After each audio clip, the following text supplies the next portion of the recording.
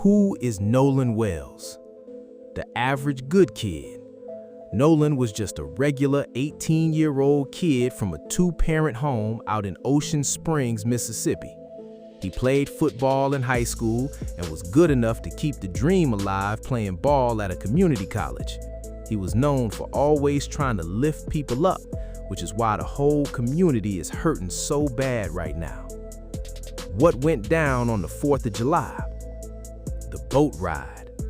On the 4th of July, Nolan hopped on a boat with his homies, Erick, Wyatt, and Warren, to celebrate the holiday out on Horn Island, which is about 10 to 12 miles off the coast.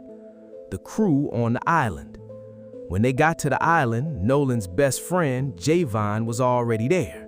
Javon was supposed to ride with Nolan, but Nolan's boat was packed out, so Javon had to pull up with another group. Nolan was also kicking it and talking all day with a girl he really liked named Katie McCormick. The disappearance. When the day wrapped up, everybody went home. Wyatt, Warren, Erick, Katie, and Javon all made it back to the mainland, but Nolan, nowhere to be found. The search and the shady behavior. The mom's cry for help. Around 9:55 p.m. on the 4th, Nolan's mom dropped a post on Facebook saying Nolan was missing. She said he was last seen around 3 p.m. on the west tip of Horn Island, wearing blue shorts and sunglasses. The phone mystery. Here's where it starts getting real sketchy. The family was tracking Nolan's phone and it showed he was back in Ocean Springs, but it turns out Nolan wasn't there. His friends, Wyatt, Warren, and Erick, had his phone in their possession and didn't hand it over to his parents right away. Why would you leave your boy on an island and take his phone? Two different energies. Katie, the girl Nolan liked, was super cooperative, reached out to the family, and even went back to the island to help look for him.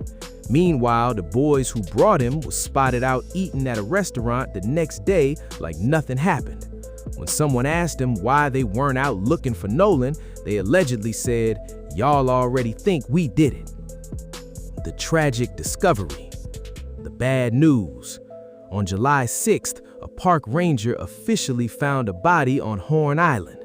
Nolan's mom confirmed the devastating news on Facebook that her sweet boy was gone. Lawyering up. The second that body was found, the vibe flipped completely. Wyatt, Warren, and Erick immediately lawyered up, scrubbed their social media, deactivated their pages, and went ghost. They wouldn't give his phone back to his parents, and they were seen eating out the next day. Wow. And when somebody asked them, like, hey, why aren't you out looking for your friend? They said, y'all already think we did it. The main suspect points and public rumors. The streets and social media is talking heavy because the math ain't mathing on the stories being told. Number 1, the sinking boat story. The boys claimed they were in a crazy rush to leave the island because their boat was malfunctioning and taking on water, a bilge pump issue. They claimed they told Nolan it was time to go, but Nolan chose to stay behind to catch a ride later with another group. But people who know Nolan say he would never just stay behind on an island with no phone and no guaranteed ride home.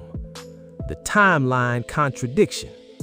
Warren's mom, Ashley Cole, who happens to be a local judge, posted a big statement trying to defend her son. In her statement, she said Warren saw Nolan last at 3 p.m. and that the boys left the island at 4:30 p.m. because of the boat issue. The big question: if you didn't see your boy for an hour and a half before you left, how did you have the conversation where he decided to stay? And how did you end up with his phone? His house and they didn't want to give it to his parents, and they had to send somebody to go get the phone from his house.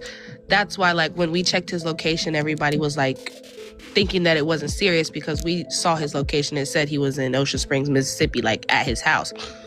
But They wouldn't give his phone back to his parents.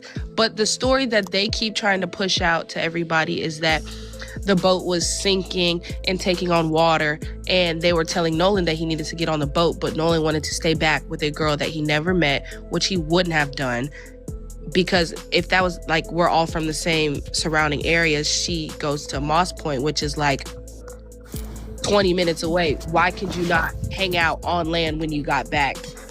It's the boat that you came in was sinking and you knew that. And so that was like the crazy thing, is that they're talking about, oh, the boat was sinking, and he didn't want to get on the boat, and the boat had to get towed back. But if that was the case and he said he wanted to stay there, why did you take his phone back and not leave him on an island without a way to get home? The altercation and cleaning the boat.